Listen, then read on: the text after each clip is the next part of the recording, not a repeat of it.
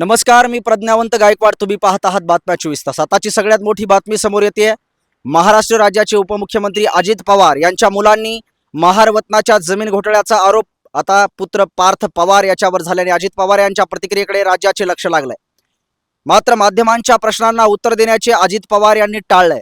नेमकं यामागचं काय कारण आहे या व्हिडिओच्या माध्यमातून आपण जाणून घेणार आहोत. राज्याचे उपमुख्यमंत्री अजित पवार यांचे सुपुत्र पार्थ पवार यांच्याशी संबंधित पुणे जमीन गैरव्यवहार प्रकरणात तहसीलदार सूर्यकांत येवले तत्काळ प्रभावाने निलंबित करण्यात आले आहे. तसेच दुय्यम निबंधकावर देखील निलंबन कारवाई करण्यात आली आहे.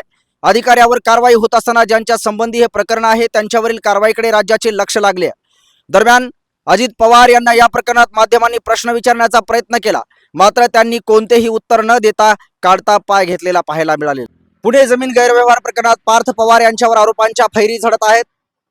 याच प्रकरणाच्या चौकशीसाठी समिती स्थापन करण्याचे मुख्यमंत्री देवेंद्र फडणवीस यांनी निर्देश दिले आहेत. अतिरिक्त मुख्य सचिव विकास खारगे यांच्या अध्यक्षतेखाली समिती स्थापन होणार आहे.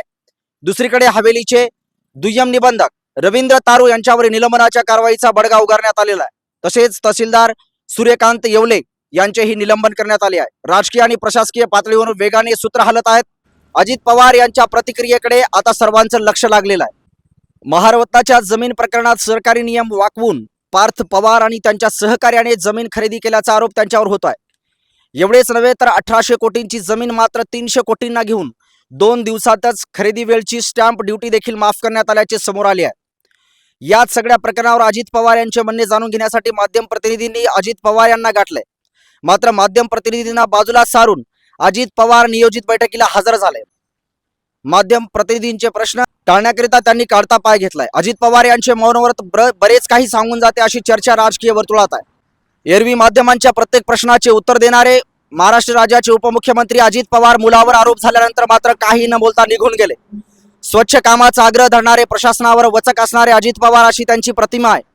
मात्र मुलावर आरोप झाल्यानंतर त्यांनी धरलेले मौनव्रत निश्चित बरेच काही सांगून जाणारी आहे. आता महाराष्ट्रभरातून चर्चा होते. महाराष्ट्राचे उपमुख्यमंत्री अजित पवार यांच्या मुलावरती पार्थ पवारवरती आता आरोप होताना पाहायला मिळतंय. महारवतनाच्या जमिनीवरती त्यांनी कब्जा केलाय. नेमकी हीच घटना आता महाराष्ट्राच्या उपमुख्यमंत्री अजित पवारांना भोवती की काय आणि प्रश्न विचारला असता जाणून बुजून त्यांनी माध्यमांना टाळलंय. यावरती उत्तर द्यायला तुर्तास तरी अजित पवार तयार नाहीयेत. प्रसार माध्यमावरती त्यांना प्रश्न विचारण्यात आले, पण त्यांनी प्रसार माध्यमांना काही उत्तर देण्यास नकार दिलेला आहे. त्या ठिकाणून त्यांनी मीटिंग असल्याचं कारण सांगून निघून गेलेत. लोकांनी लोकांसाठी निर्माण केलेलं राज्य आहे. लोकांच्या विकासासाठी आणि लोकांच्या प्रश्नावरती बोलण्यासाठी राज्य शासनाला उभं केलं जातंय. लोकप्रतिनिधी म्हणून अजित पवारांचं बोलणं कर्तव्य आहे.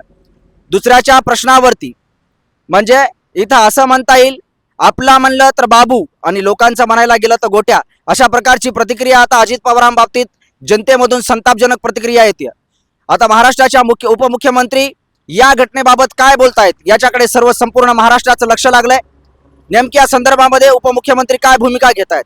मुख्यमंत्र्यांनी तरी आता सर्वांवरती तोप डागायला सुरुवात केलेली आहे, पण त्यावरती उपमुख्यमंत्री अजून काहीही बोललेले नाहीयेत. ते मौनव्रत कधी सोडणार आहेत याची संपूर्ण महाराष्ट्राला प्रतीक्षा आहे.